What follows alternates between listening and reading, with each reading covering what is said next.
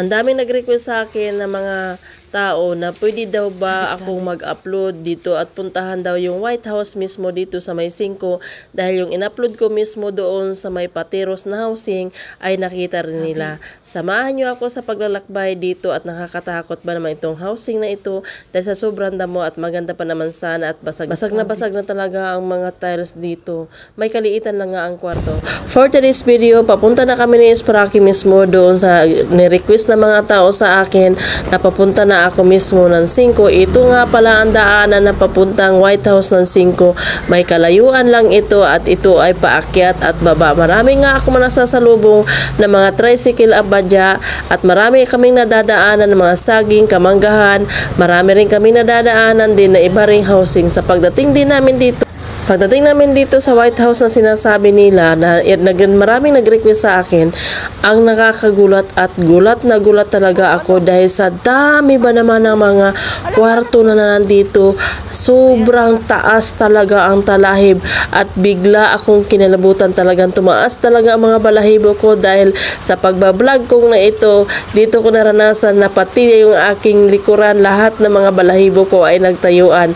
Madalawa lang kami dito ng mister ko na nagbablog dito sa White House na ito, pero talagang nagpipray talaga ako na sana talagang maayos yung aking pagbablog dito. Dahil nga sa maraming nag-request sa akin na puntahan ko ito, nagulat din ako na iilan lang pala ang mga taong nakatira dito. Siguro nga dahil nga sa kalayuan, kaya siguro sila ay inayawan talaga nila dito dahil malayo. Sabi kong ganun sa kay Esparaki, bababa muna ako dahil ibablog ko isa-isa itong kwarto na to.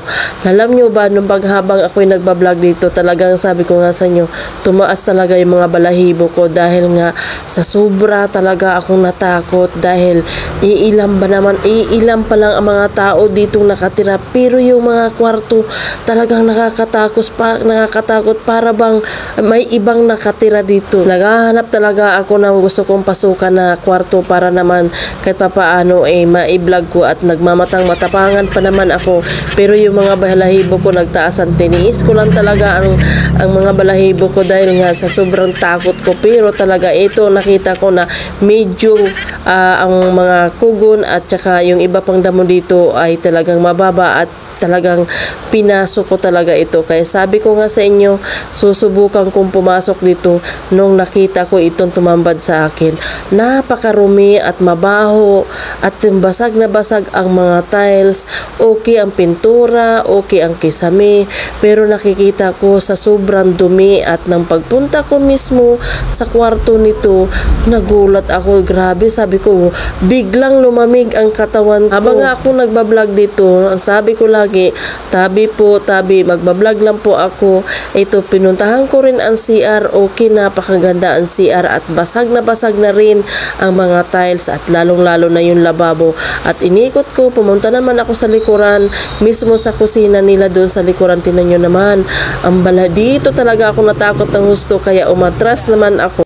Eto na, nakita nyo naman siguro kung gaano ito ito ang ganda na ito at nagkabasag-basag na lahat.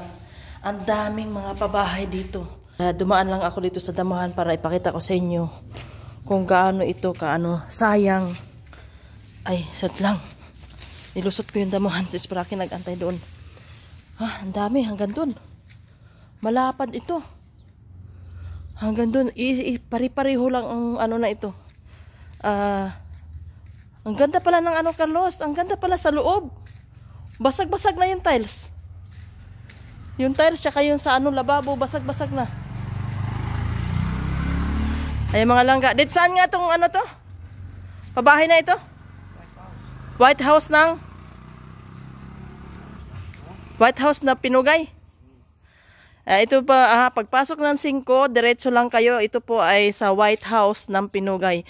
Imagine niyo ang loob ng bahay na ito ay puro tiles ang sayang. Ang daming bakante. Iilan lang ang mga tao na nandito. Babalik talaga ako dito para interviewin ko mga ibang nakatira dito para tatanong ko sa kanila kung bakit walang gaanong nakatira sa mga pabahay na ito. So huwag niyong kalimutan pa share, like, comment ang aking mga video.